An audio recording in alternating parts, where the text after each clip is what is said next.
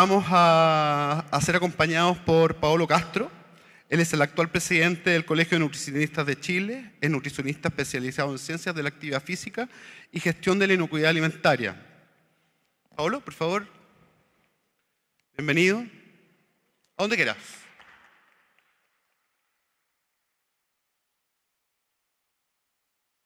También nos acompaña Mónica López. Mónica es psicólogo especialista en felicidad, mindfulness y autora del libro de la generosidad. Ella además es terapeuta familiar y ha especializado a la felicidad, así que por lo tanto tiene mucho que decir. También nos acompaña el chef Jorge Rauch, destacado chef colombiano. 2013, 2014, 2015 ha sido elegido como el mejor restaurante de Colombia. Es una maravilla, ¿no? Poder tener ese premio. Y además hoy día es jurado en MasterChef Colombia y también está encargado del proyecto de alimentación escolar en la ciudad de Bogotá. Jorge, por favor, si nos acompaña.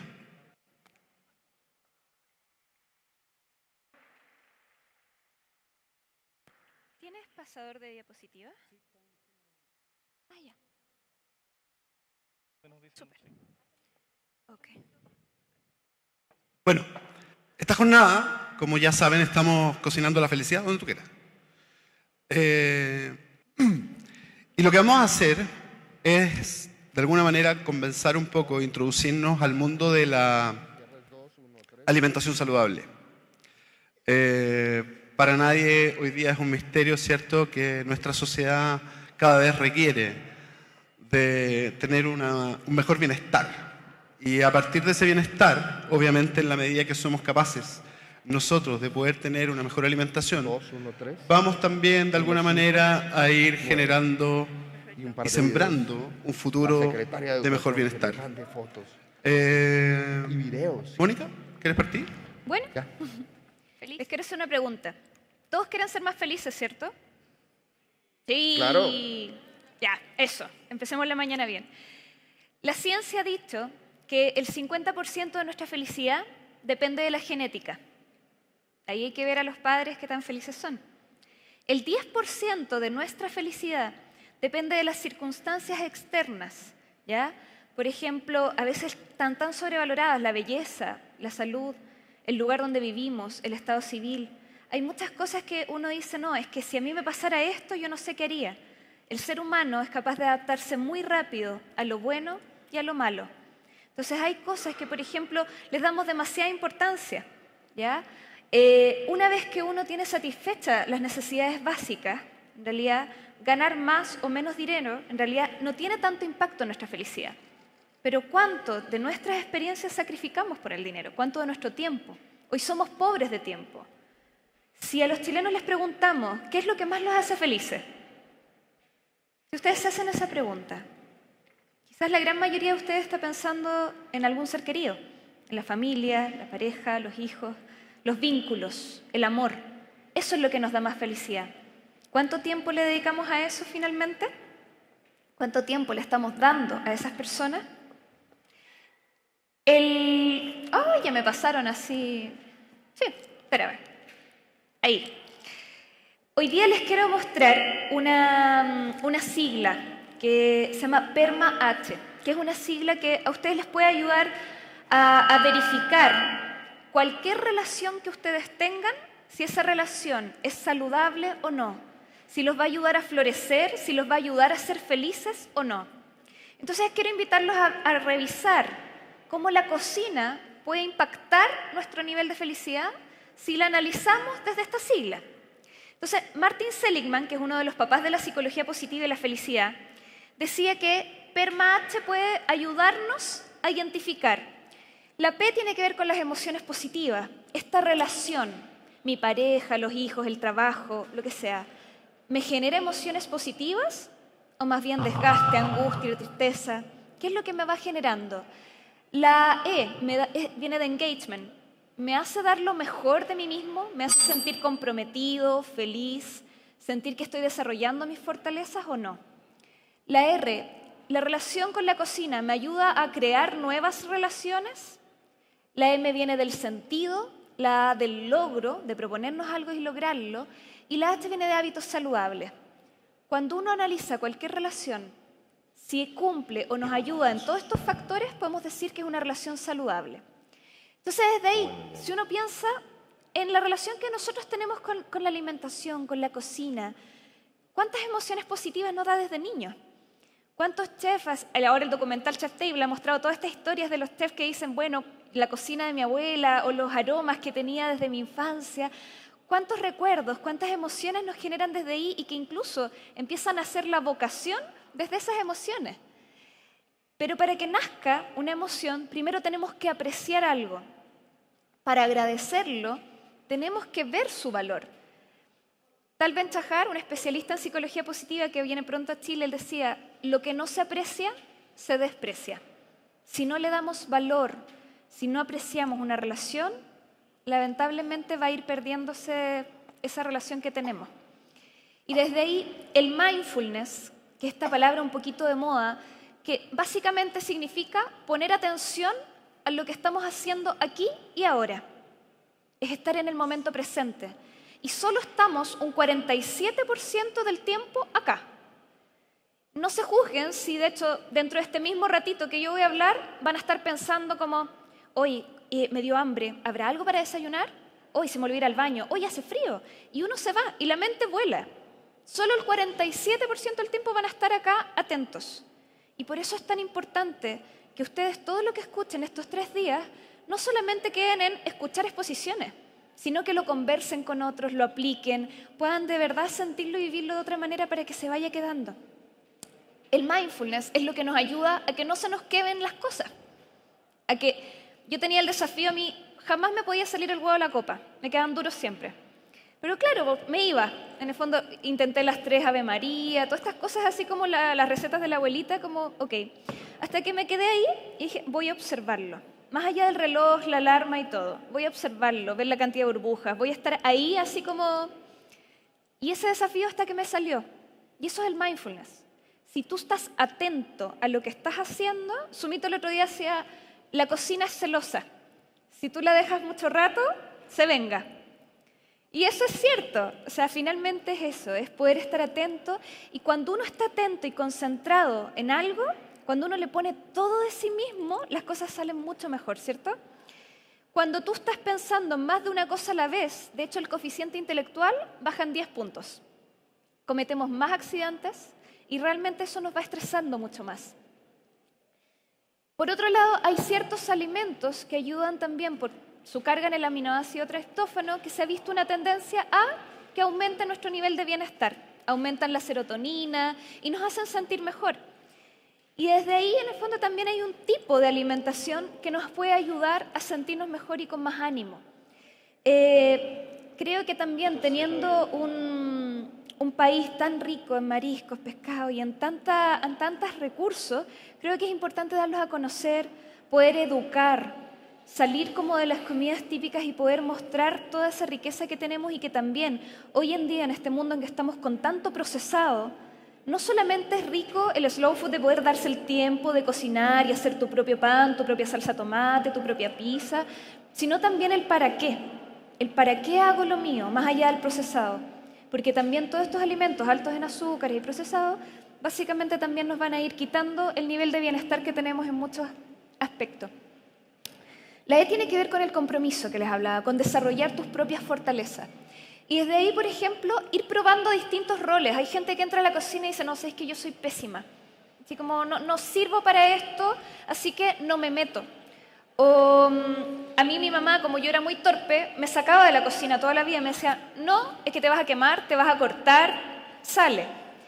Y a mí me quedaba el pésimo todo hasta que entré a un curso de la panadera, así como la Fran Layton, que me enseñó a hacer pan.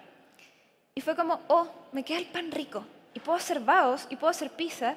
Y luego el Gustavo Moreno, de Raíces Lab, que vayan hoy día a la tarde, me enseñó a recolectar algas, y ahora estoy haciendo algas temporizadas con sirup de cochayuyo, y puedo hacer un montón de cosas, y me atreví a vencer el miedo, a decir, quizás lo mío no eran estas cosas, pero puedo hacer otras. Y es darse la oportunidad de probar, de experimentar. Y a veces cuesta muchos años encontrar tu propio estilo personal. Pero si realmente uno tiene una convicción, en el fondo, si realmente te gusta eso, de verdad vas a poder empezar a disfrutarlo y en algún minuto va a salir lo mejor de ti. Y desde ahí empiezas a descubrir tu vocación. En el fondo también es como, ¿para qué hago lo que hago? ¿Solamente porque me gusta cocinar? ¿Cuál es el sentido de cocinar? ¿Porque quizás es algo que hago bien y me puede hacer ganar plata? Eso va a hacer que te desmotives pronto con algunas experiencias. La motivación intrínseca, la que de verdad tú seguirías haciendo esto aunque nadie te viera, aunque no recibieras aplausos, aunque no pasara nada al exterior, lo haces porque tienes una convicción y sabes que puedes ser un aporte. Y eso es lo que te hace salir adelante una y otra vez, aunque de repente hayan algunas frustraciones en el camino. Ir aprendiendo con humildad de los errores y tener visión. Dedicarse, involucrarse, conocer los proveedores, también tener el contacto con lo orgánico, consumir local, comercio justo. Hay tantas iniciativas hoy en día que también te van permitiendo conectarte con las vedas. O sea, yo hace poquito, a través de una aplicación de Cernapesca, aprendí así como, oye, ¿sabes que la merluza hay ciertos tiempos que no, o no deberías consumirla si tienen menos de tantos centímetros? Y es empezar a educarse y uno no tiene idea de decir, oye, pero qué importante saber, informarse y el rol que ustedes tienen en eso, de poder educar a otros y enseñar. El otro día en el restaurante Sierra me dijeron, ¿ustedes saben de dónde viene la carbonada? Y me presentaron la carbonada más linda que había comido en mi vida. Y me dicen, no, esto viene de los carbón, de lota, y ellos hicieron un plato típico de allá, y me empezaban a contar la historia y me fascinaba, y yo decía, qué lindo poder rescatar eso. Y la próxima vez que yo haga carbonada voy a saber que es un plato que se creó en esa zona y poder entender que el nombre viene desde ahí, empezar a apropiarse de tu propia cultura. También nos genera relaciones positivas, como Manca Tantay, la olla que reúne. Es poder conectarnos con otros, es poder también reunirse con los demás y poder también trabajar en equipo, apreciar el trabajo del otro, colaborar en vez de competir. Hay una frase que me encanta que es, quizás solo puedes llegar más rápido, pero con otros puedes llegar más lejos.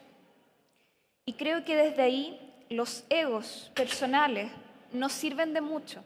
Para ser buen profesional, para de verdad que te vaya bien en la vida, tienes que ser buena persona. No sacas nada con tener un currículum de 20 páginas si al final tu calidad humana o en la cocina nadie te va a querer, porque tratas mal a los demás, porque pagas pésimo, porque explotas a la gente, porque descalificas cada nueva idea que te presentan. Ser buena persona es lo que marca la diferencia. Y también desde ahí la cocina nos ayuda a generar habilidades blandas también. La empatía, por ejemplo, pensar con qué disfrutará el otro. El otro, me gusta la serie Big Bang Theory cuando Sheldon Cooper le dice, estás triste, te voy a dar una bebida caliente. En el fondo es como esas asociaciones que tenemos, qué le pasa al otro y cómo yo lo puedo entregar un poquitito de felicidad, quizás a través de un tecito, un chocolate caliente, algo que lo reconforte en el alma. Y también la generosidad de ser feliz con la felicidad del otro, de poder también buscar sorprender, vivir experiencias positivas y enseñar. Es poder ir a un restaurante y que te digan, me encantó cómo se hace esto, y que venga el mismo chef y te diga, oye, yo te doy la receta, esto se hace de esta forma, y eso es maravilloso.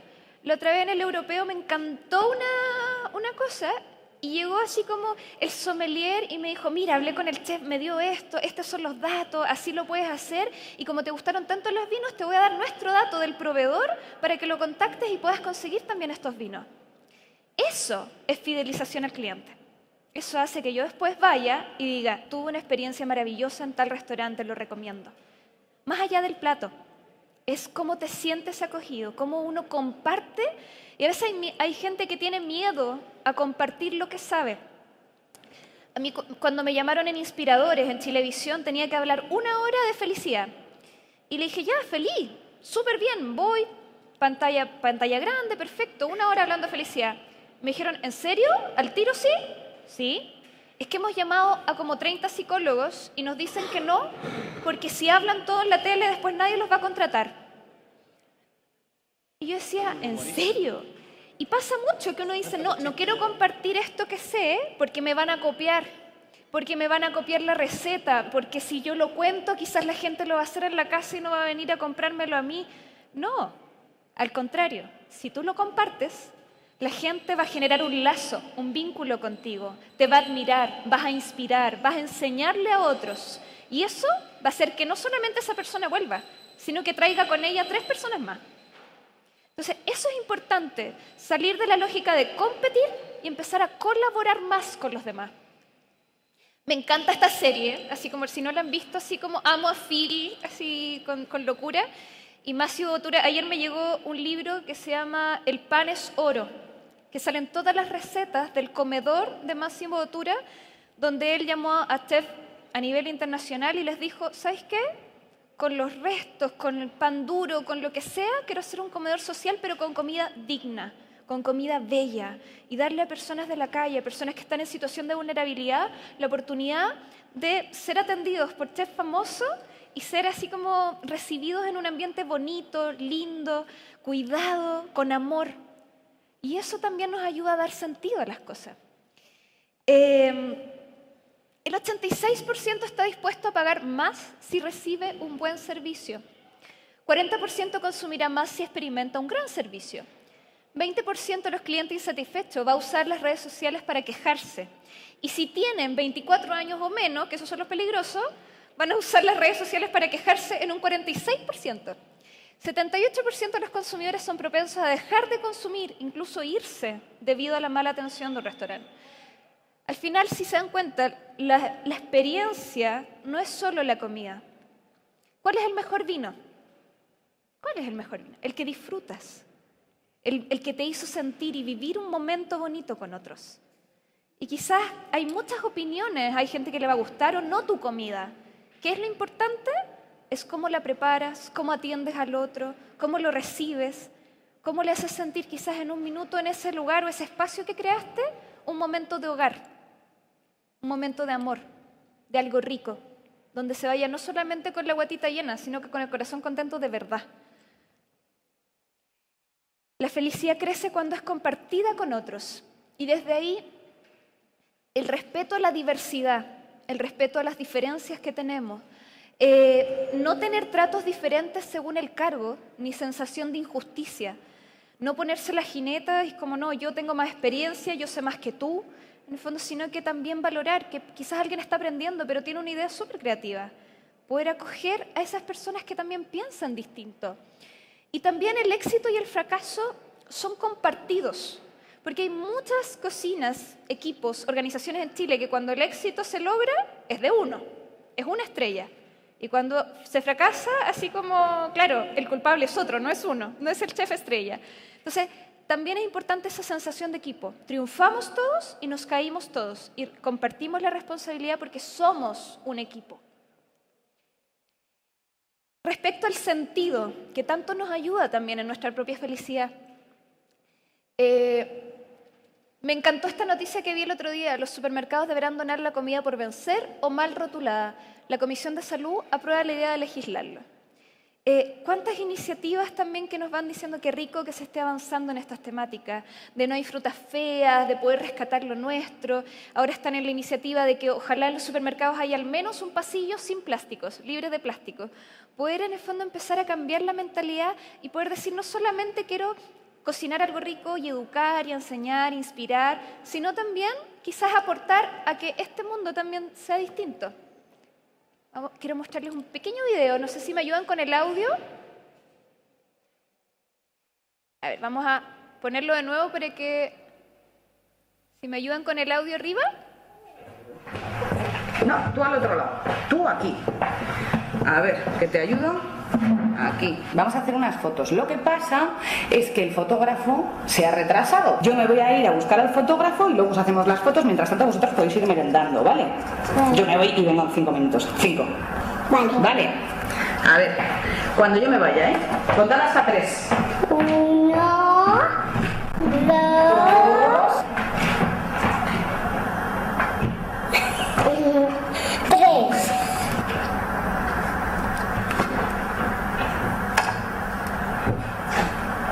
¿Qué?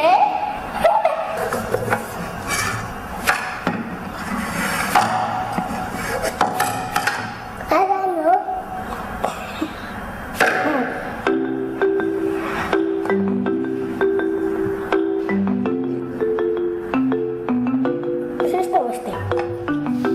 Y vamos a hacer magia.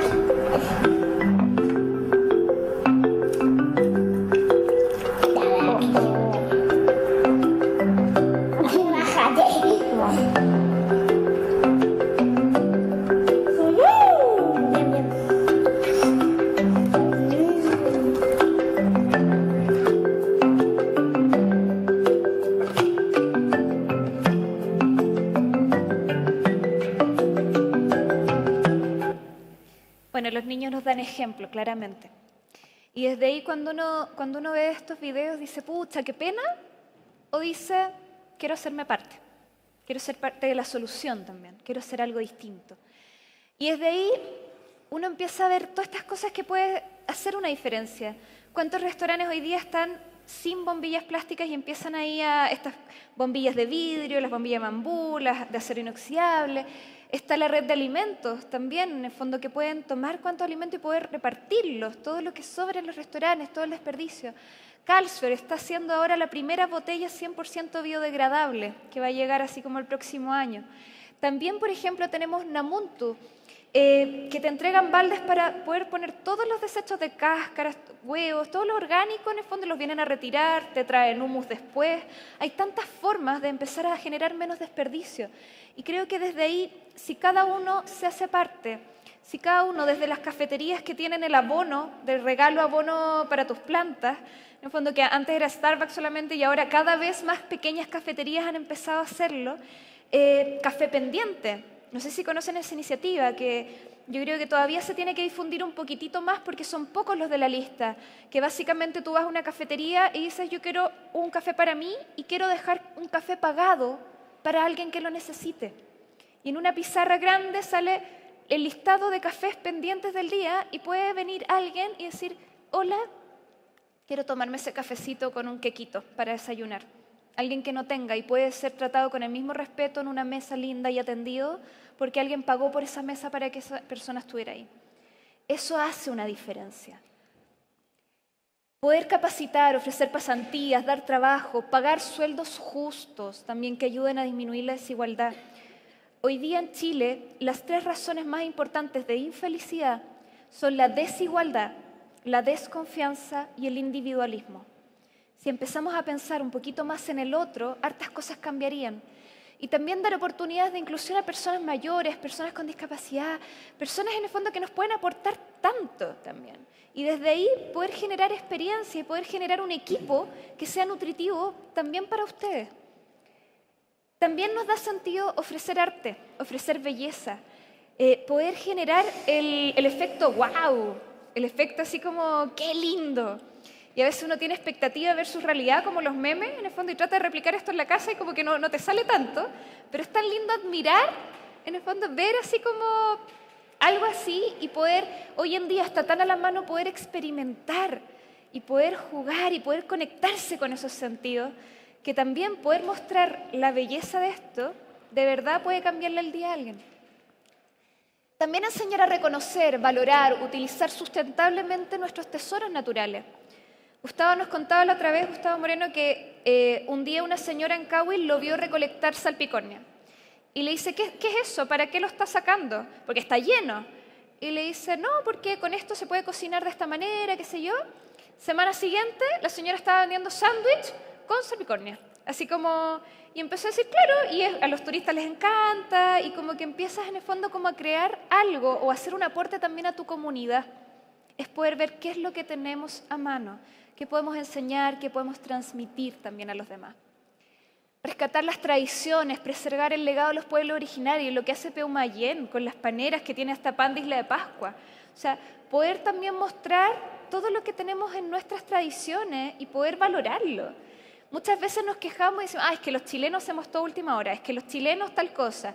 Pero resulta que yo creo que ya está bueno de hablar mal de nosotros y empezar a sentir un poquito más de orgullo. Y que cuando hablemos de los chilenos, también hablemos de todo lo bueno que estamos haciendo.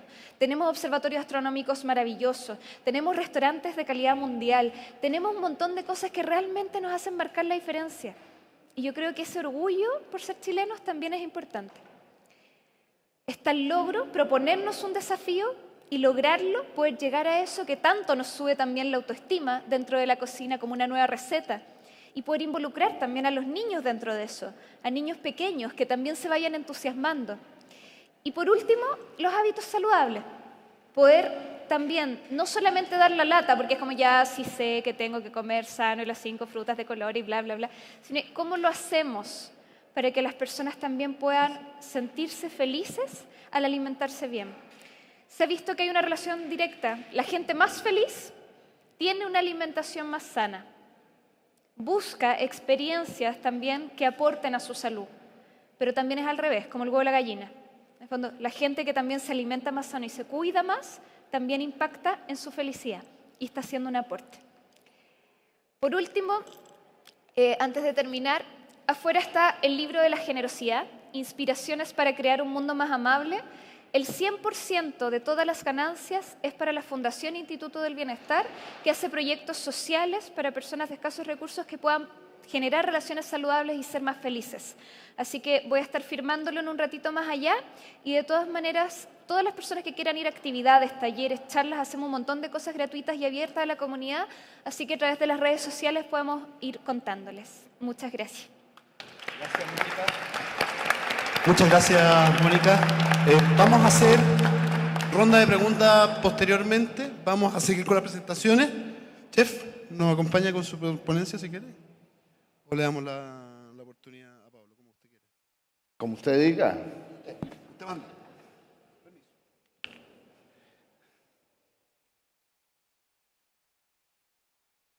Bueno, yo tengo un videíto por ahí. Si es posible que lo pongamos. Y después les explico de qué se trata lo que estamos haciendo en Bogotá. Entregando 725.000 refrigerios al día. Ensamblamos en serie 3.000 refrigerios por hora. Realizamos una inversión anual de $130 millones. Me gustó mucho cuando empacaban los refrigerios. Me imaginaba un proceso más pequeño. Es que hay muchos estudiantes que de pronto van sin comer nada al colegio.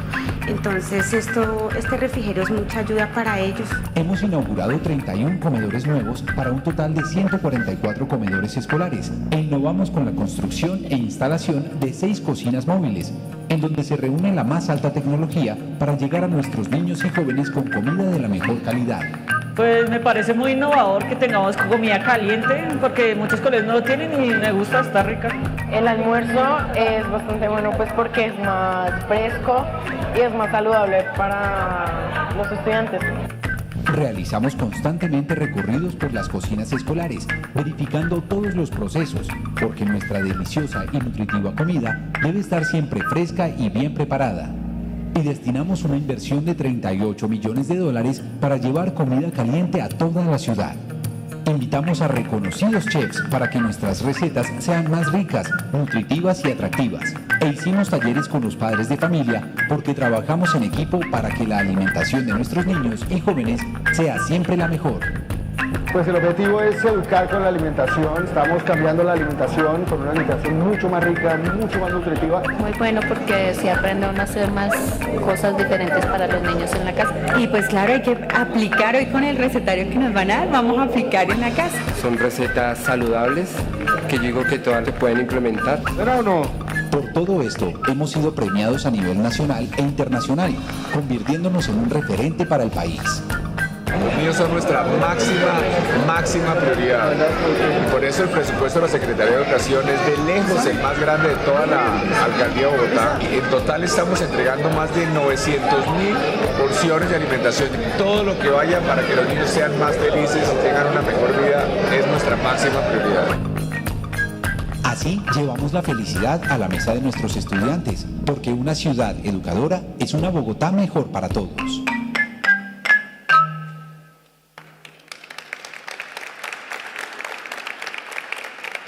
Bueno, ¿me oyen bien?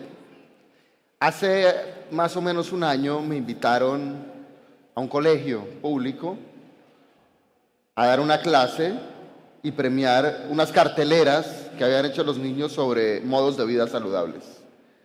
Y yo siempre había pensado, siempre me había quedado en la cabeza algo de lo que había hecho Jamie Oliver. Yo siempre decía, si Jamie Oliver logró transformar la educación, la alimentación escolar en un país desarrollado, imaginémonos lo que podemos hacer en un país como Colombia, donde realmente lo necesitamos.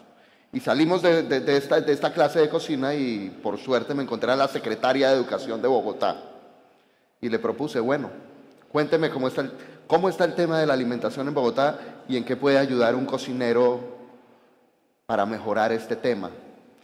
Y le sonó el tema y empezamos a trabajar. Y empezamos a estudiar el tema, empezamos a reunirnos, nos dimos cuenta que el programa de alimentación de Bogotá era transparente, estaba bien manejado. En otras ciudades de Colombia, yo no sé si han escuchado, hubo un poco de escándalos porque se estaban robando los recursos de la alimentación escolar, aparecían pechugas de pollo a 40.000 pesos, que es como a 12, 13 dólares, pero resulta que nos encontramos que en Bogotá estaba bien manejado, era transparente y estaba muy bien organizado. El operador es un operador grande y muy reconocido, pero nos encontramos también con que cumplía con las condiciones nutricionales, con todas las calorías, la grasa, las proteínas que se necesitan. Pero empezamos a estudiar el tema y ¿qué es lo que estaba pasando? Que la comida no era rica. Entonces, todo este esfuerzo que se hacía en los colegios terminaba en la caneca. Los niños no se estaban comiendo los alimentos. Entonces, arrancamos a hacer un estudio para ver cómo podemos nosotros, como cocineros, aportar. ¿Cómo hacemos que estos niños se coman la comida? Y el tema claramente es muy fácil, es que la comida sea rica. Entonces arrancamos a trabajar con los nutricionistas de la Secretaría, con los ingenieros de alimentos y con todo el mundo. Y fue un gran reto al principio, porque había un pocotón de preconcepciones que se fueron formando en el tiempo. No se podía, o sea, las restricciones de alimentos eran enormes. Por ejemplo, no se podía utilizar achiote, que es un ingrediente supremamente típico en Colombia. No se podía utilizar pasta de tomate, no se podía hacer salsa bechamel, todo tenía que ser supuestamente natural, y para hacer comida para 170, 200.000 personas era absolutamente imposible. Entonces empezamos a trabajar en conjunto con ellos. También nos encontramos que las recetas eran unas recetas absurdas para niños de bajos recursos. Les estaban dando ensalada Waldorf, que no tenía nada que ver con la original, o les estaban dando carne a la tailandesa, o pasta a la hindú, con curry, y los niños claramente que no conocen esta comida y no se la comían. Empezamos a trabajar en una comida que se relacionara más con ellos. Lo importante primero es que la comida fuera rica, la comida era totalmente insípida, era totalmente incolora. Entonces empezamos a trabajar, primero que todo, en cambiar las recetas para que éstas fueran muchísimo más colombianas, cosas con las que los niños se identificaran, darle color, darle sabor y lograr que las recetas realmente fueran sabrosas. Empezamos este proceso, o sea, nos encontramos también de que había listas de ingredientes, pero no habían recetas. Lo que habían eran unas minutas patrón que hablaban de calorías y de pesos, pero jamás, no existían los procedimientos en las recetas. Entonces fue un reto muy grande explicarle a todo este grupo de profesionales expertos de que las minutas y las calorías y todo eso está muy bien, pero que todo debía resumirse en una receta final, una receta que incluyera los ingredientes, las calorías, los nutrientes, los productos, pero además de esto, el procedimiento. Esto me costó 10 horas de reuniones, hacer que ellos entendieran de que las recetas necesitan un procedimiento. Esto es lógico para un cocinero profesional, pero no lo es para un ingeniero de alimentos muchas veces, ni para un técnico.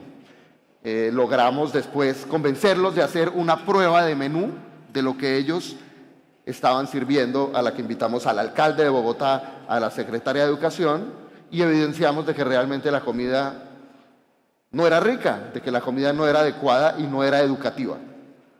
Después de esto nos dispusimos a hacer unos talleres donde empezamos a preparar con ellos las recetas, volvimos estas recetas muchísimo más coloridas y muchísimo más colombianas. Y logramos cambiar realmente en el transcurso de 3 o 4 meses la alimentación de Bogotá, de los colegios. Estamos alimentando en este momento con comida muchísimo más rica a casi 200.000 niños, comida caliente. Además de eso son más de 1 millón de refrigerios. Por otro lado, también estamos, o sea, eso no es suficiente. Educar a los niños con la comida en el colegio no es suficiente si no logramos educar a los padres de familia, porque estos malos hábitos, en Colombia somos multicarbohidráticos. En una casa común y corriente podemos comer hasta 3 o 4 carbohidratos en una comida. No es poco común que en una cena se coma papa, arroz, plátano y carne. Entonces empezamos y eso no es sano realmente. Entonces empezamos a educar a los papás. Y la máxima es que si el plato tiene colores, el plato es sano. Si el plato no tiene colores, el plato no es sano. Cuando tenemos colores tenemos vegetales, tenemos proteína, tenemos carbohidrato, etcétera, etcétera, etcétera. Logramos hacer unos 10 talleres con 1000 padres. Logramos transmitirle ese mensaje a más de 10.000 papás. Y con esto empezamos un cambio en la educación escolar, logrando no solamente de que sea transparente, de que sea adecuada, sino de que sea rica. Todavía hay un poco de retos por cambiar. Estamos tratando de que a los niños no les den jugos, porque los jugos que se le dan a los niños en el colegio no son jugos completamente naturales, son pulpas con azúcar. Estamos tratando de que, y ha sido muy difícil todavía, logramos que 2 días a la semana les den agua. El problema es que los padres muchas veces protestan cuando les dan agua a los niños y no les dan jugo, entonces toca seguirlos educando. Otro tema es que estamos tratando de lograr de que los niños coman un carbohidrato por comida. Esto no lo logramos en el primer año por temas contractuales, pero para el año entrante sí. Logré negociar negociando con ellos, de que no se les den 2 carbohidratos, sino de golpe se les dé una legumbre y un carbohidrato, porque ellos no entienden cómo pueden llegar a las calorías necesarias quitándoles ese carbohidrato. Entonces es un proceso que se ha venido dando, pero realmente ya llevamos 2 meses de implementación y los niños están comiendo la comida. Estamos tratando de ir a los colegios, estamos viendo cómo terminan los botes de basura. Fuimos antes y había mucha comida en los botes de basura y esto va disminuyendo. Claramente que esto requiere un seguimiento que es importante. Por otro lado, con la capacitación de los padres, estamos tratando de que los niños realmente tengan una alimentación adecuada. Finalmente, para mí la alimentación es tan importante como la educación, solamente que la alimentación es más urgente, ya que un niño que no se alimenta bien no logra desarrollar su cerebro de la misma forma y no puede ser competitivo en el futuro. La segunda etapa que tenemos de esto es una etapa de comunicación. En este momento hemos conseguido 50 cocineros profesionales, 50 chefs reconocidos, y la idea es que estos 50 chefs vayan 2 veces o 3 veces al año a cocinar a los colegios, 1 o 2 veces al año, y que ellos hagan sus recetas y hablen con los niños, les enseñen un poco de lo que hacen y empezar a enamorar a estos niños desde chiquitos a comer. O sea, así como estamos hablando de la felicidad, aprender a comer genera felicidad, genera bienestar y genera educación. Por otro lado, estamos tratando de hacer una campaña con gente famosa en redes sociales, donde pongamos deportistas, actores, gente muy reconocida, a hablar sobre alimentación saludable y métodos y modos de vida saludables. O sea, el tema es hacer ejercicio, tomar mucha agua y comer sanamente. Estamos por el primer año, creo que aquí en Chile estamos en algo muy parecido, o sea que quedo muy a la expectativa de poder hablar con la gente que está haciendo esto, compartir un poco las ideas y que vayamos aprendiendo. De verdad que niños que aprenden a comer con hábitos saludables de niños, de grandes lo van a hacer también, y esto es una cosa que transforma completamente la sociedad. Llevo 15, 20 años de carrera, he logrado hacer un montón de cosas, tengo restaurantes, tengo libros, he hecho tele, pero para mí posiblemente el tema más importante que he logrado hacer en mi vida es lograr afectar la alimentación escolar y lograr llegarle con esto a 130.000 niños por ahora en Bogotá. La idea es que esto ahora lo podamos replicar a otras ciudades grandes y le podamos llegar a muchísima más gente, que me imagino que es lo mismo que estamos haciendo en Chile. Entonces, esta es mi nueva cruzada y ojalá que esto siga adelante y ojalá que en todos los países lo entendamos y ojalá que podamos juntarnos con los otros países, ver qué hacen y en qué nos podemos ayudar para que la alimentación escolar no solamente sea sana, sino sea educativa, logremos mostrarle a los niños y enseñarles el amor por la gastronomía local. Es muy importante que los niños se enamoren de lo propio y esto genera en el tiempo que estos niños entiendan de cocina, que los niños que estudien cocina quieran hacer comida local y esto genera bienestar, esto genera turismo, genera divisas, genera un montón de cosas más. Eso es lo que hacemos en Colombia y bueno, muchísimas gracias. Gracias por su presentación. Le deseo mucho éxito. Continuamos la jornada con Pablo Castro, presidente del Colegio de Nutricionistas de Chile, que también sonó bien. Nos va a aportar con la alimentación saludable. Bueno, muy buenos días. Un gusto poder estar aquí y al mismo tiempo de poder hacer esta presentación, quizás ir sacando algunos mitos que rondan en torno a los nutricionistas. De hecho, normalmente piensan que somos una fábrica de dietas, nos ven como los enemigos de la alimentación muchas veces porque les quitamos lo rico. Y yo creo que el paso de la evolución propia de la alimentación debiese ser todo lo contrario, por lo menos desde esta postura al menos sí lo van a tener. Asimismo me presento, mi nombre es Pablo Castro, soy nutricionista, me pueden encontrar en redes sociales y de alguna forma también les presento una pequeña síntesis de lo que hago regularmente, lo que pudiese estar relacionado con algún conflicto de interés o posible conflicto de interés, como normalmente lo hago en mis presentaciones.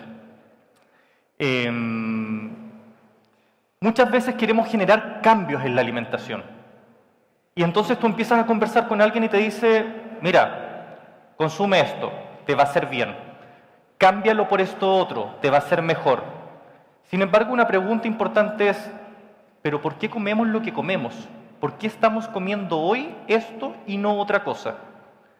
Y para hacerse esa pregunta, de alguna manera me la he tenido que ir respondiendo después de haber pasado por muchas áreas de la alimentación, la salud, la nutrición. No solamente en hospitales, no solamente en alimentación, de alguna forma sistemas alimentarios, o haber trabajado, por ejemplo, como asesor del Ministerio de Salud en estos temas, me empiezo a dar cuenta que la esencia y la base de la alimentación, entre otras cosas, tiene un rasgo antropológico. Y eso es muy interesante porque nos permite entonces entender algunas cosas que las damos por asumidas. De hecho, si nosotros partimos del comienzo de los tiempos, y empezamos a ver nuestras características humanas, vienen evolucionando hace mucho rato. Por ejemplo, que nuestros ojos sean frontales, nuestra visión sea frontal, nos permite de alguna manera poder identificar, individualizar la alimentación, si lo llevamos a eso. Y me voy a basar en la alimentación. Nosotros además tenemos rasgos en nuestro rostro que le llamamos pómulos, pero estos son nuestros huesos cigomáticos, que lo que permiten son anclajes de la musculatura que va en la boca y que permite entonces hacer la masticación. En aquellos animales donde la masticación tiene que tener un proceso adicional, normalmente estos huesos y la cresta frontal están mucho más pronunciados, como por ejemplo en los chimpancés, como por ejemplo los gorilas, porque además tienen otra situación, utilizan menos la mano. Por lo tanto, el hocico, que es el símil de nuestra boca, empieza a tener también otro tipo de usos. Nosotros tenemos la posibilidad de usar el dedo pulgar y empuñar. Una vez que lo hacemos, podemos entonces utilizar herramientas. Dentro de esas herramientas, por ejemplo, las que utilizamos regularmente para comer, cuchillo, tenedor, cuchara, vasos. Entonces eso genera ya un acto de consumo distinto. Ese acto de consumo distinto evolutivamente empieza a cambiar en el Homo habilis. Si se dan cuenta, desde ahí en adelante nuestro cerebro aproximadamente se triplica. Por lo tanto, se dice que la alimentación tiene que ver mucho con eso. Pero el Homo habilis, al tener la habilidad de empezar a usar herramientas, también tiene la habilidad de empezar a alimentarse distinto. Porque si, por ejemplo, nosotros no somos capaces de cortar en trozos, a veces nuestra digestión no es adecuada. Por eso que a veces cuando tenemos alguna enfermedad, cambiamos de una alimentación completa a una alimentación liviana, a una papilla o a una sopa, o le trozamos a nuestro ser querido que está enfermito, lo que tenga, la alimentación y se la damos para que sea más fácil de digerir.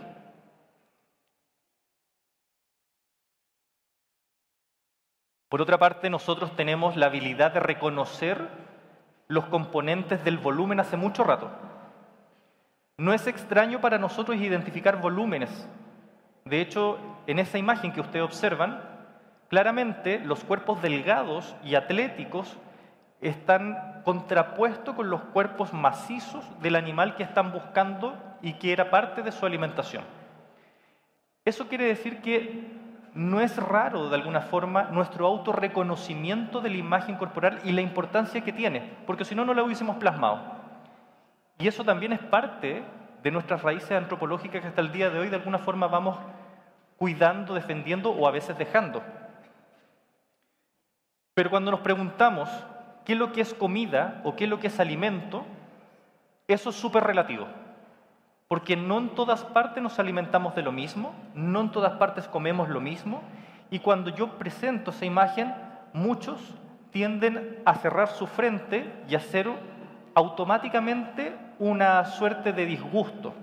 Sin embargo, si esta imagen yo la presentase en otro lugar, muchos podrían decir, ¡ay, qué rico eso!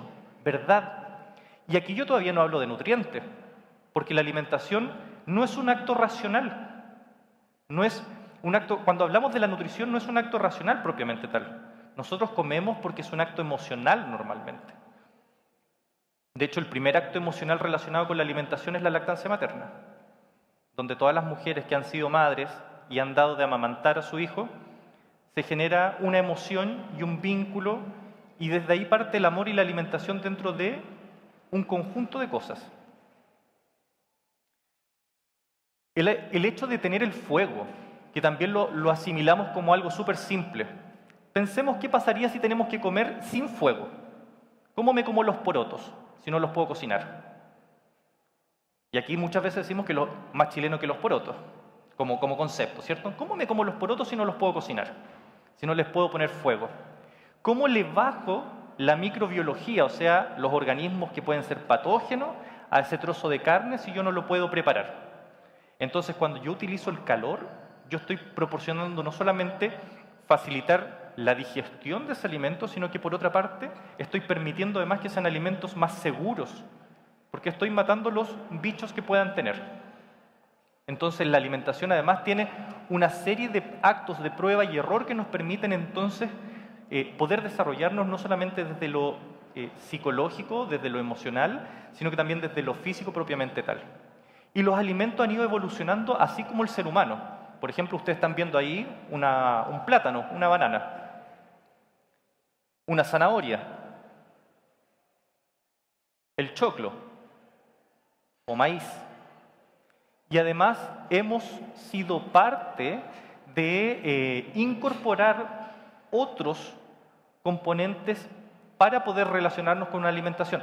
Por ejemplo, cuando empezamos a incorporar animales en nuestra alimentación, teníamos dos opciones. Primero, salir a cazarlos, o la segunda es tenerlos cerca de donde yo estoy asentado y ojalá no matarlo, porque me voy a quedar sin alimento. Y puedo entonces empezar a utilizar su leche, o puedo empezar a utilizar, por ejemplo, su sangre, como se hace hoy día actualmente incluso en pueblos africanos, donde se le da un pequeño pinchazo a las vacas o a las cabras o lo que tengan, y utilizan un poco de esa sangre, la mezclan con algunas harinas y eso le permite mantenerse alimentado y nutrido. Cosa que en Chile también existen preparaciones con sangre, no es ninguna locura lo que estoy diciendo. Pero esos también van a tener algunas adaptaciones regionales. Y esas adaptaciones regionales que incorporan ya en una evolución, digamos, de 10.000 años aproximadamente, el cambio genético para poder digerir la leche, permite además que distintos animales nos proporcionen, junto con la misma naturaleza, productos secundarios. O sea, yo cuando a una leche la dejo expuesta a microorganismos, voy a transformar esa lactosa, que es el azúcar de la leche, en una acidificación que se llama ácido láctico. Por eso hay quienes toleran el yogur, pero no toleran la leche, porque no tienen suficientes enzimas para digerir, ¿cierto?, el azúcar de la leche. Pero los microorganismos ya me hicieron este proceso y por lo tanto el yogur o el queso son mejores tolerados. Entonces no es raro pensar que alimentos que son tradicionales en esta prueba y error existen desde que el hombre es hombre o desde que el ser humano es ser humano, para plantearlo de una forma más completa. Los medios de conservación. Muchas veces cuando vamos a lugares típicos donde el campo todavía es fuerte, encontramos medios de conservación como este, cuando no había refrigerador, cuando no había medios de congelación, donde yo utilizo un trozo de carne, lo frío, lo conservo en su propia grasa, y eso tiene una lógica microbiológica muy clara. A las bacterias no les gusta la grasa, a los hongos tampoco, en general no se meten ahí. Por eso que podemos dejar una mantequilla a temperatura ambiente y no le pasa nada, o el aceite a temperatura ambiente, claro, se pueden ranciar, estoy de acuerdo con eso. Pero en general, que alguien se haya contaminado por consumir una grasa a temperatura ambiente es muy difícil. Por lo tanto, también hacemos un uso de los medios de conservación. Si se dan cuenta, nosotros no hemos cambiado tanto, y esto es un hombre de Neandertal, no hemos cambiado tanto en los últimos 40.000 años. Por lo tanto, nuestra alimentación se viene desarrollando hace mucho antes que esto. Nuestra estructura, nuestro organismo. No podemos ser organismos que solamente comen vegetales, porque necesitaríamos así un apéndice. Cuestión que hoy día no sucede, porque la tenemos así, se nos inflama y nos da apendicitis. Y la alimentación además siempre ha sido parte del día a día, de los banquetes, de las celebraciones, de pasar las penas, porque hay algunos estudios además que hablan que nosotros durante el día, todo lo que pensamos, un 47% del día estamos pensando en comida, en alimentos. Qué bueno, porque a la hora que no lo hacemos y se nos olvida, dejamos de tener energía. Y la razón biológica de los animales es reproducirse, por lo tanto para eso hay que tener energía, ¿sí? La descendencia, por eso que queremos tanto a nuestros hijos y ponemos toda nuestra ficha en ellos. Entonces, la alimentación es parte de estos actos sociales de celebración, de poder estar siempre diciendo, ok, vamos a comer rico, mira, ahora está hablando el nutricionista, ojalá que termine luego, vamos a comer algo afuera, ¿qué es lo que habrá? Si me tomo un cafecito, tomo otra cosa, porque hace parte de esto. ¿Y qué voy a almorzar hoy día? Hoy no dejé preparado nada para la noche. Y las formas de cocinar además es muy interesante, porque partimos de probablemente cocinar al fuego vivo o a las brasas, y eso cambia claramente las características físico-químicas u organolépticas de los productos. No es lo mismo comer un pescado crudo, un sashimi o un ceviche, ¿cierto?, con elementos crudos, que ya llevarlo a una brasa. Y de hecho, no podemos desconocer que las brasas nos atraen. Hagan una fogata en una tarde o en una noche, pónganse alrededor de ella, tiren algo en esa fogata que dé buen aroma a su cocción y nadie se quiere retirar, porque hace parte ya de nuestro aprendizaje evolutivo. Obviamente, la tecnología permite que con los elementos básicos tengamos después formas de cocción un poco más complejas, donde se traspasa después a esto que todavía de repente lo encontramos en el sur o lo encontramos a las salidas todavía en algunos lugares de Santiago y lo consideramos súper interesante porque tiene otro sabor. Así decimos. No es lo mismo cocinar en una olla de barro, ¿cierto?, de greda, cazuela, por ejemplo, presentada en una greda, que en un plato. Son cosas distintas, son valores distintos. Entonces la apreciación de la alimentación es distinta y nutricionalmente es lo mismo. Las mismas proteínas, el mismo pollo o la misma papa, el mismo caldo. Y obviamente esto va evolucionando con el paso del tiempo y la evolución de esto también cambia nuestra forma de cocinar, nuestra forma de preparar los alimentos. No es lo mismo tener un horno que hacerlo en un microondas. Yo les voy a contar una experiencia que tuve para cuando fue el 28F, ¿cierto? El terremoto que fue bastante significativo hace algunos años atrás. Yo en ese tiempo trabajaba en una clínica y me hacía cargo de la parte de la alimentación de esa clínica. Y primero que todo no teníamos luz, al comienzo, perdón, no teníamos gas, por lo tanto no podíamos usar ninguna preparación con gas. Teníamos una escasez de recursos humanos, de personas, nos habían llegado todos. Y por otra parte, teníamos que alimentar a los pacientes que estaban enfermos, que seguían ahí, no todos fueron retirados.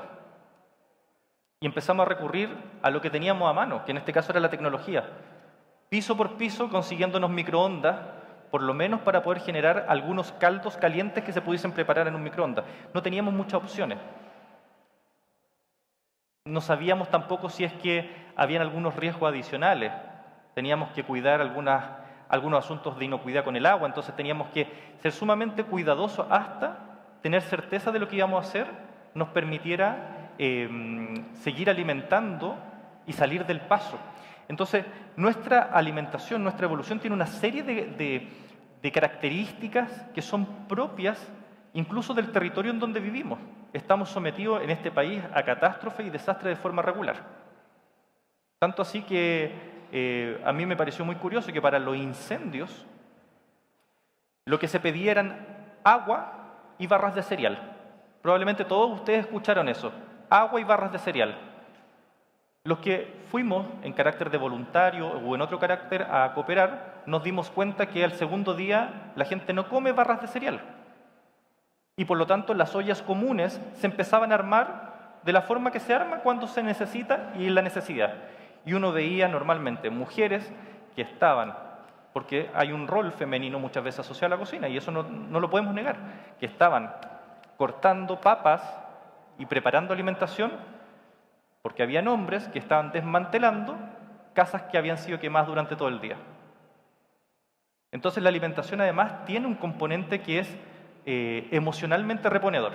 De hecho yo le agradezco mucho a la persona que me regaló ese día un plato de lentejas con arroz y me dice, mijito, cómaselas nomás.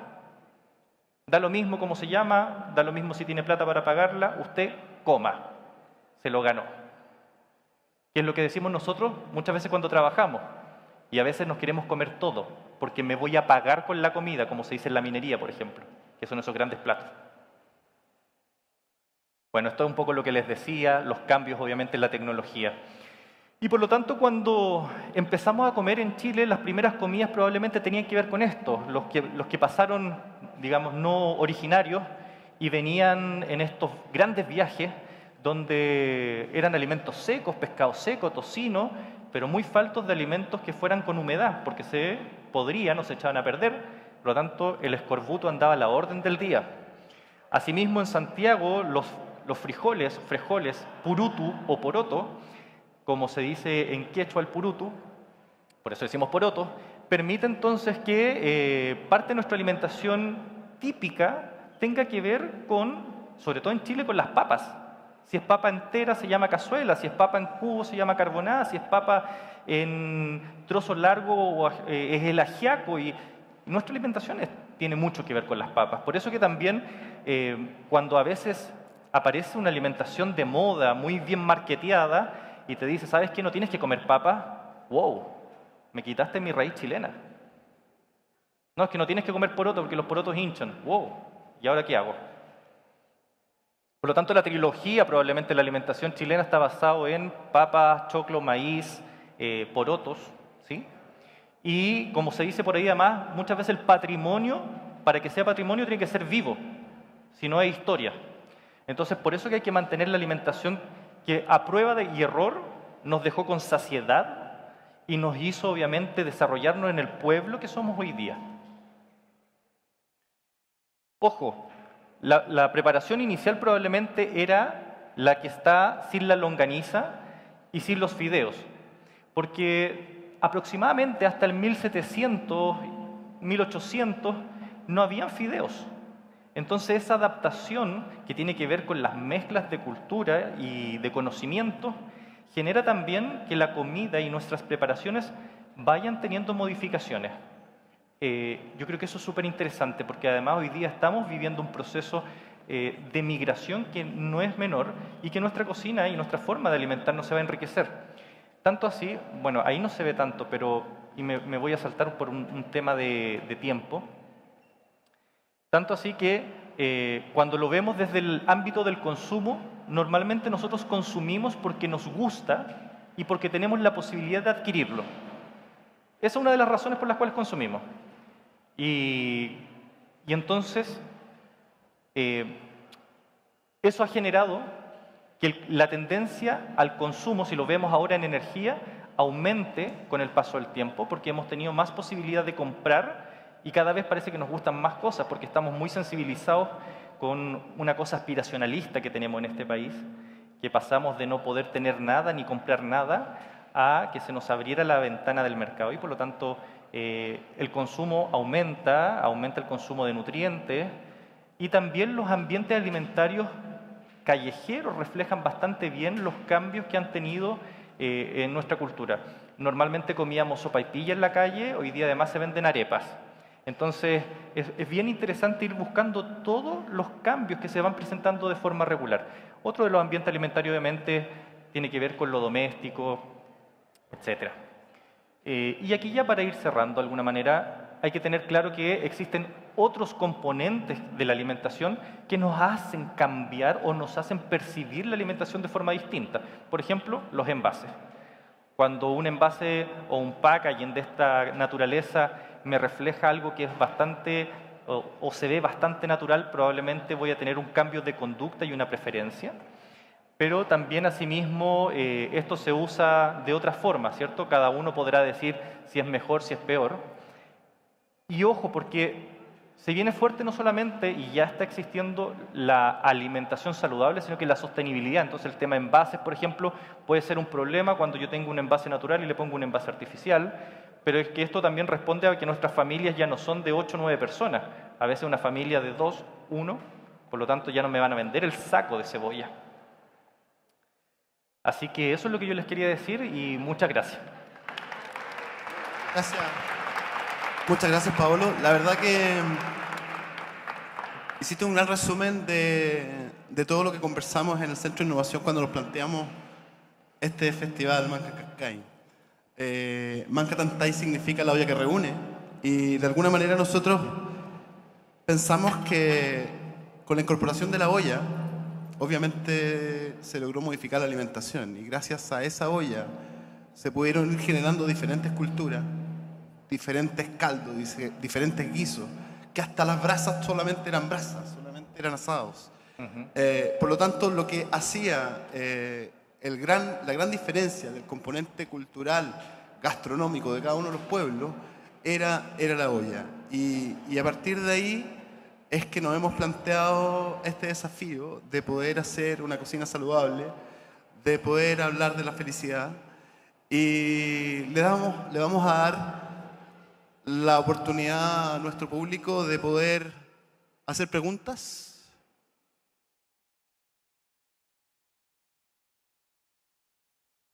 ¿Sí? Bueno, preguntamos nosotros, ¿no? Total. ¿No? ¿Nadie? Ahí hay una pregunta.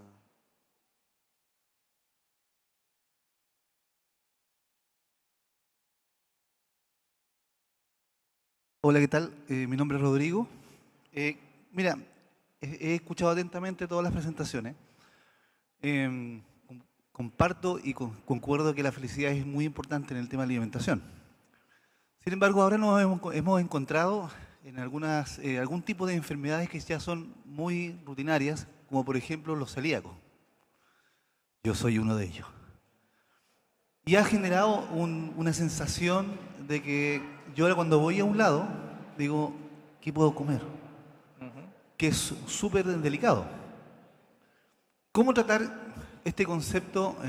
Por ejemplo, a nosotros nos interesa mucho, nosotros estamos desarrollando una idea también en colegios, de este tratamiento de nuevas enfermedades o nuevas condiciones en la alimentación para mantener este concepto de felicidad sin generar este deseo que a mí me pasó cuando yo empecé y me enteré que era celíaco, que por ejemplo yo no podía comer el pan, que en Chile no comemos pan y nos morimos. Entonces hubo todo un cambio rutinario que además también afecta el tema económico. Ser celíaco en Chile es carísimo. En Argentina no es tanto y en Perú no existe. Entonces, ¿qué cosas, qué cambios dentro de esta comida para mantener la felicidad a nivel país tendríamos que hacer, ¿no es cierto?, para incluir todos estos grupos de personas que efectivamente están viviendo una realidad diferente? Esa es mi pregunta. ¿Para quién? ¿Paul? ¿Sí? A ver, la enfermedad celíaca es una enfermedad que tiene bastantes restricciones, obviamente, más allá del pan. El trigo, el gluten está presente en trigo, avena, centeno, cebada.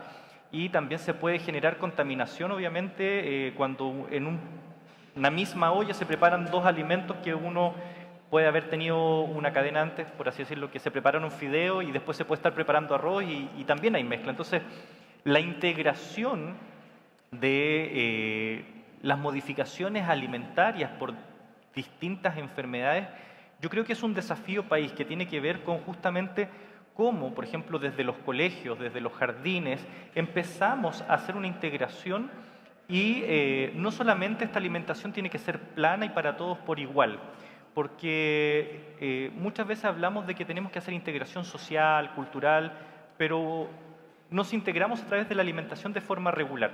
Eso por una parte. Por otra parte, probablemente en Argentina y en otros países puede ser un poco más barato los alimentos pensando en celiaquía, porque en Chile somos más estrictos con el descriptor libre de gluten. En Chile se permiten no más de 5 ppm, 5 partículas por millón de estas prolaminas, de este gluten en ese alimento. Y en Argentina, Brasil y los países del Mercosur es hasta 20. Entonces hay más tipos de alimentos, etc. Habíamos sido más estrictos incluso como país, pero era necesario tener técnicas para poder determinarlo y por lo tanto se abrió de 1 y pasó por 3 y llegamos a 5.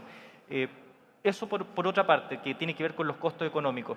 Y probablemente hay un tema que es visibilizar no solamente personas que padecen de una enfermedad celíaca, sino que personas que padecen de diabetes, personas que padecen de obesidad, que también es una enfermedad, y entender que 1 de cada 8 muertes, por ejemplo, en Chile, están asociadas al consumo de sodio-sal. Por lo tanto, los nutrientes mal utilizados matan más que los accidentes de tránsito en este país. Y eso es una realidad. La alimentación es una realidad a la cual le tenemos que hincar el diente, literalmente. Perdón, también quizás en esta línea evolutiva que nos mostraste, hasta no hace mucho tiempo, la industrialización no llegaba a todos lados, ¿no? Y cada vez, la gente se alimentaba de manera más natural. Obviamente eso tenía a lo mejor alguna dificultad respecto del control de microorganismos quizás, pero también un yogur era yogur, la leche era leche, y no era leche, un yogur no tendría por qué tener gluten, en estricto rigor, no tendría por qué, ¿no? Pero lo tiene. Una mayonesa no tendría que tener gluten, y la tiene. Entonces, de alguna manera, en la medida que nosotros empezamos a consumir productos de manera natural, preparados por nosotros también, nos empezamos a hacer cargo un poco de resolver estas cosas, de entender cómo comían nuestros antepasados y rescatar lo bueno que comían. Obviamente habían cosas que a lo mejor no se hacían tan bien y que hay que corregir, pero a lo mejor por ahí también escuchar a los abuelos, rescatar las preparaciones antiguas. De esa manera también vamos a hacer lo que decías tú, mantener un patrimonio, poder darle a los niños la cocina que comieron toda la vida y no una cocina que está de moda, por decirlo de alguna forma, ¿no? Bueno, yo creo que tener una condición médica no es una restricción para no comer rico.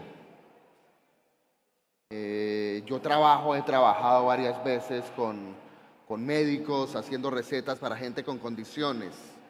Entonces, hoy día, por un lado, teniendo la información de cuáles son las restricciones que tenemos según nuestra condición, o sea, el Internet está ahí. Lo que está es lleno de recetas y de información de todo tipo. O sea que yo no creo que no hay que sentirse lástima por ser celíaco, diabético.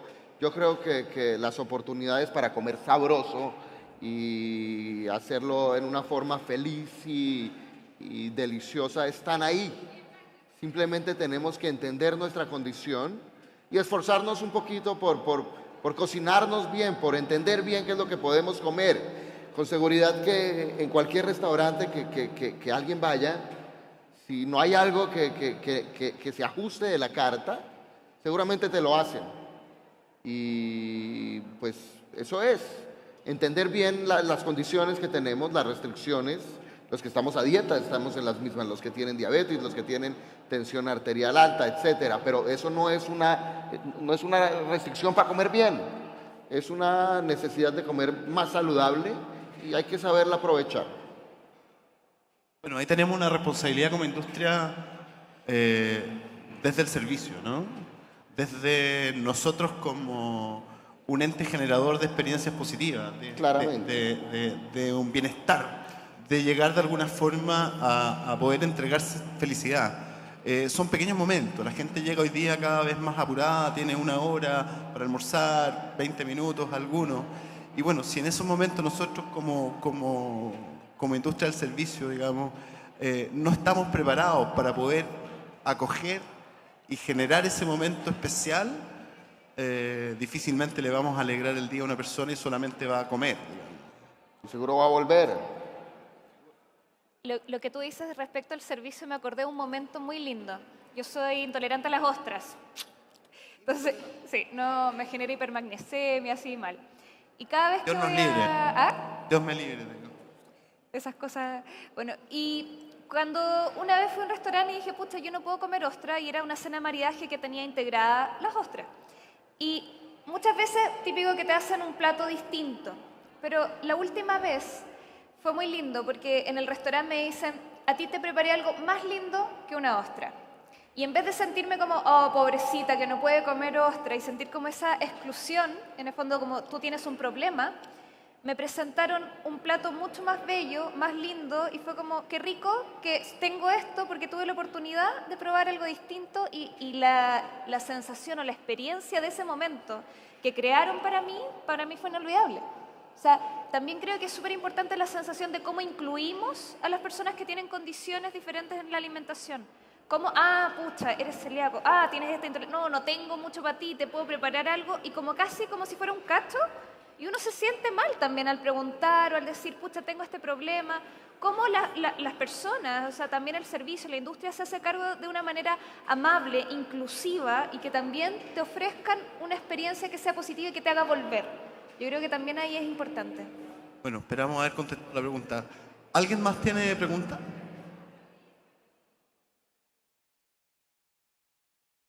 Con respecto a lo mismo, hay como una contradicción, porque no todas las personas pueden ir a restaurantes, es decir, pensando en las personas que preparan en su casa, uno en el supermercado ve como esta contradicción de encontrar preparaciones rápidas que se meten al microondas y que están listas en 5 minutos, y que no es sano.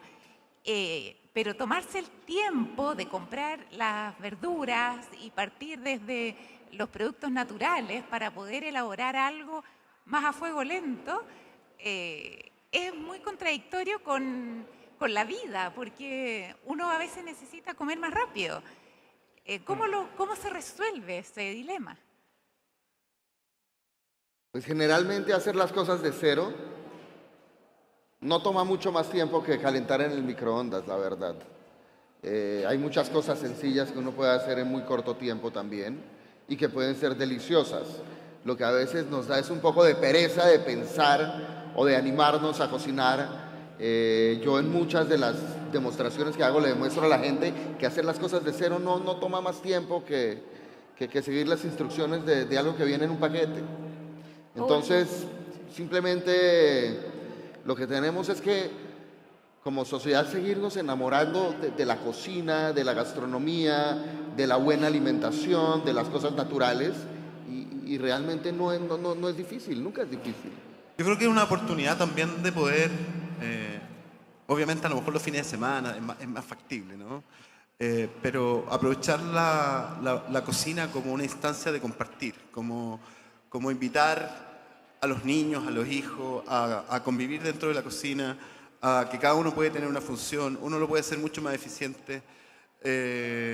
Y también cocinar es un músculo, digamos, hay que fortalecerlo, hay que en la medida que uno ya empieza a adquirir experiencia, sabe que le pegas 3 cortes a un zapallo italiano, lo tiras al horno y eso va a funcionar, y mientras tanto estás haciendo otra cosa.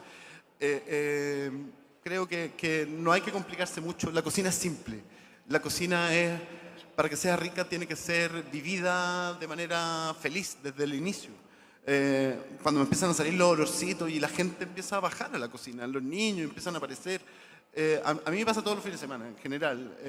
Caen las primeras hierbas dentro del sartén y ya empiezan a bajar.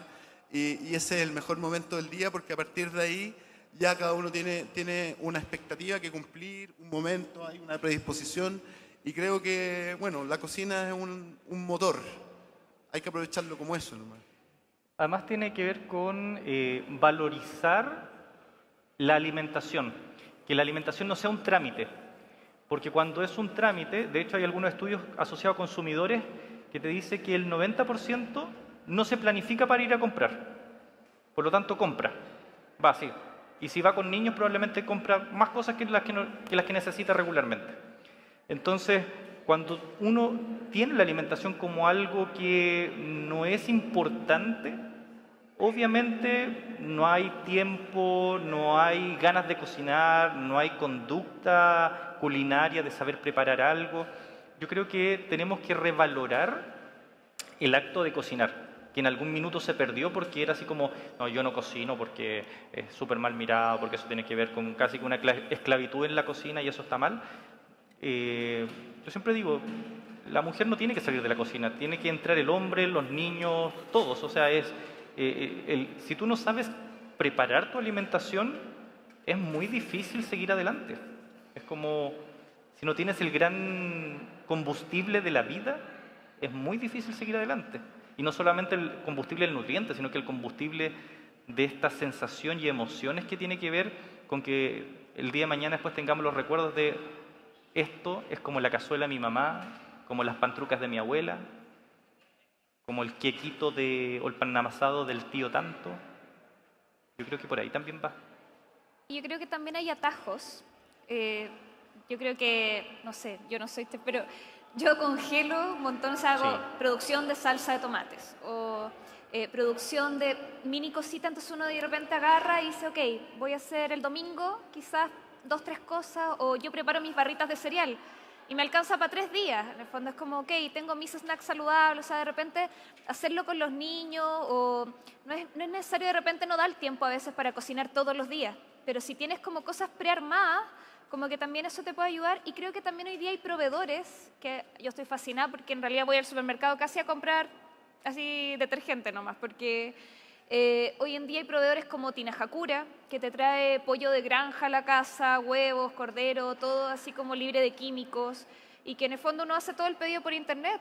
Tienes Aquachile con salmones que tienen una trazabilidad también distinta. O sea, uno puede obtener, hoy día hay mucha fruta, verdura a través de la feria, La Vega tiene online. O sea, uno dice, ¿sabes qué? No tengo mucho tiempo para ir a comprar frutas frescas y quiero de verdad consumir orgánico o algo distinto. Puedes contactarte hoy en día con los proveedores y que te lo traigan, y se va facilitando. Y creo también en el poder de las tribus.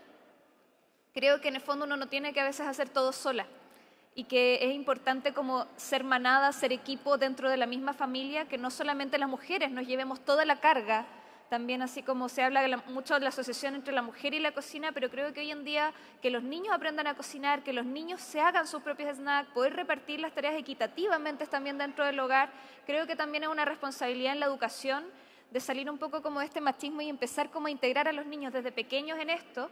Y por otro lado también las amigas, las familias, los vecinos. Solo 7% de los chilenos conocemos a los vecinos. O sea, poder decir, ¿sabes qué? Hoy día yo voy a cocinar tal cosa, tú otro día cocinas otra cosa con tus compañeros de trabajo e ir compartiendo, creo que también puede ayudar en algunos espacios como a facilitarnos un poquito entre todos. No sé si hay más preguntas. ¿Sí?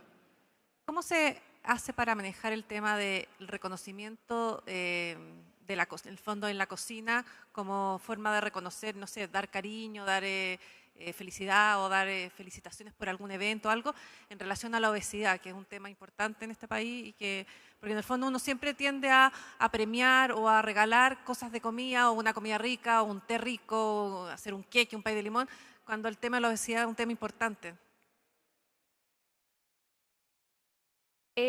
Creo que es súper importante también sacarnos la idea de premiar con cosas, ¿ya? Con cosas materiales y con comida, ¿ya? Creo que los premios tienen que ser más en la línea de los afectos, esa es mi opinión. Y creo que también los premios con comida, yo creo que más bien es el acto de la entrega del tiempo, más allá de que lo que te comas. Es como la entrega de cocinarte algo, de pensar en ti, de buscar algo que te haga feliz. Y hoy en día algo rico no tiene por qué ser tan calórico.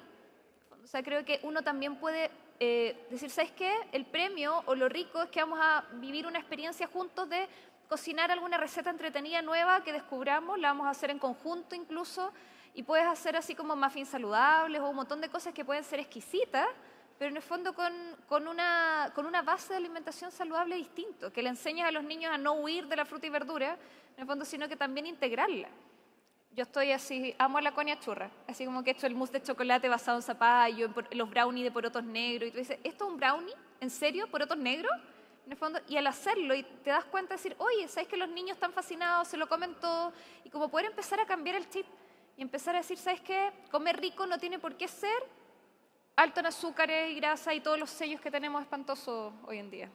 Creo que hay que regalar comida, hay que regalar chocolates, y hay que regalar dulces, y hay que regalar tortas, y hay un momento, o sea, si a uno le regalan una caja de chocolates, ayer Sumito me regaló una y me la comí toda, eso está mal.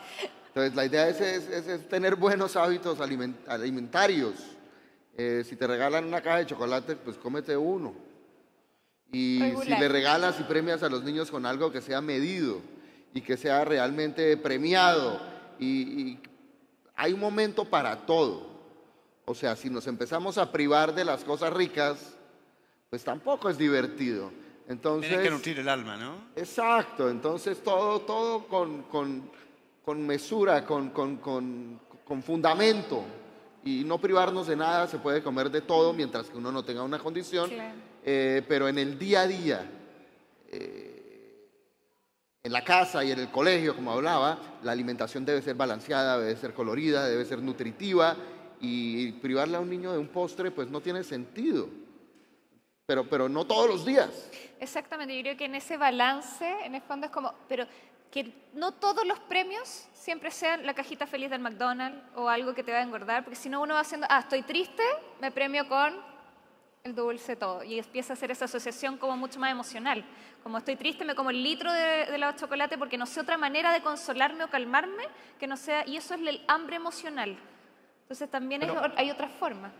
Igual hay que tener en cuenta que la obesidad en Chile no se generó por comer platos tradicionales chilenos, que corresponden a la alimentación mediterránea además, o sea, no hay un conflicto con eso. La alimentación en Chile, cuando empieza a aumentar las bebidas azucaradas, por ejemplo, que somos el país que tiene mayor consumo per cápita de bebidas azucaradas en el mundo, cuando empezamos a incorporar los alimentos ultraprocesados, que además tienen estos excesos que hoy día vienen muy bien advertidos en los etiquetados chilenos, son por ahí estos alimentos que no generan saciedad, simplemente son de consumo rápido, como el consumo mismo, ¿cierto? Y por lo tanto yo no entraría a restringir alimentos que son propios, sino que si es que va a haber una pérdida de felicidad, si lo queremos llamar así, que sea con estos alimentos que quizás nos pertenecen un poco menos y que son los que generan el riesgo de la obesidad. Entonces, si yo determino riesgo de obesidad, yo puedo decir, ¿sabes qué? Líquidos azucarados son menos favorables para pasarlo bien que el plato que está puesto ahí, por ejemplo, que puede ser perfectamente un muy buen plato y puede generar una muy buena tarde y pasarlo muy bien y además dar saciedad. Nadie después de una porotada quiere seguir comiendo.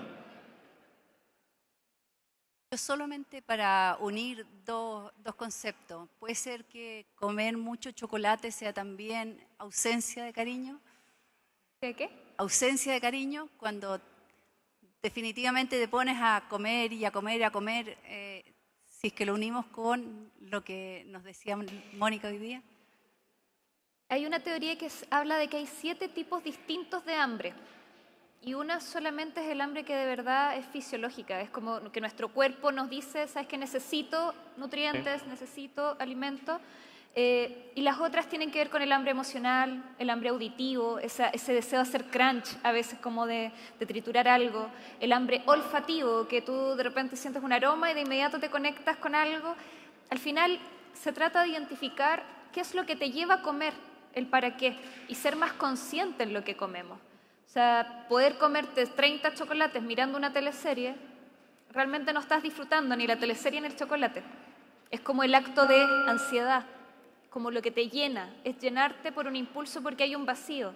Y a veces ese vacío se puede llenar con afecto, con hablar con alguien, de otras formas. Pero para poder hacer eso y para poder disfrutar mucho mejor lo que tenemos es estar atento y consciente. ¿Cuántas veces saboreamos? Y hay un ejercicio de alimentación consciente que es súper simple, que es las primeras, por lo menos una vez a la semana, que lo puedan hacer en familia. Los primeros 3 bocados de un plato, poder primero mirarlo, poner atención a los colores. ¿Qué colores hay? ¿Qué tiene? ¿Humea? ¿Cuánto calor debe haber tenido? Empezar a ver, por ejemplo, si es un puré. ¿Qué tuvo que hacer ese puré para llegar ahí? ¿Viene de una papa? ¿Cómo se siembran las papas? Hay niños que no tienen idea, ven el pollito y después lo asocian que el pollito pío pío es el mismo que venden en el supermercado y un trauma. Que no tiene 6 patas. Claro, es terrible. Pero claro, es poder saber de dónde viene la papa, todo lo que la regaron, todo lo que la cultivaron, el agricultor que la tomó, la sacó, la llevó, o sea, todo lo que tiene que pasar para que tenga ese puré, asumiendo que no es instantáneo, digamos, en su plato, y que desde ahí poder reconocer y valorar ese alimento y comerlo con conciencia y disfrutarlo y sentirlo, es otra experiencia muy distinta a llegar y tragar. Entonces creo que también es importante ver cuál es mi relación con el alimento. ¿Lo busco para llenarme por una ansiedad, porque es lo que tengo a mano, porque es barato, porque cuál es el objetivo? Bueno. Hola. Buenas tardes. La verdad es que lo escucho bien interesada todo lo que está planteando. Hoy en día, efectivamente, la cocina está de moda, como decía Patricio. Tenemos también en Chile una alta prevalencia de sobrepeso, obesidad y al mismo tiempo se impulsa hoy en día mucho la innovación en alimentos. Y al escuchar toda la reflexión, no puedo dejar de pensar en el rol educativo que existe en este grupo de profesionales como los cocineros o los nutricionistas para poder generar cambio a la población.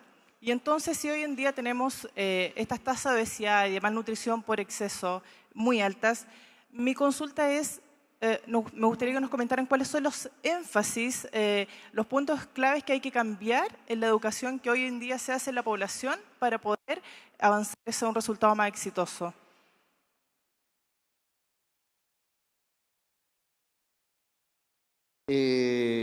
Bueno, esto es lo que estamos haciendo nosotros, eso es lo que hacemos finalmente, y se trata de cambiar los hábitos alimentarios que tenemos.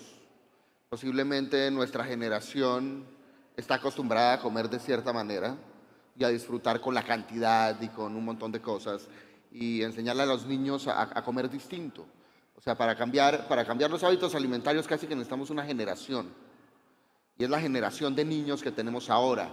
Y en la medida que les enseñemos a comer en una forma adecuada y nosotros los adultos hagamos un esfuerzo en la casa también, seguramente que la tasa de obesidad bajará sustancialmente. Yo peleo mucho porque uno no debe beberse el azúcar. O sea, ni las gaseosas, ni los jugos con azúcar. El azúcar está para comérsela, no para tomársela.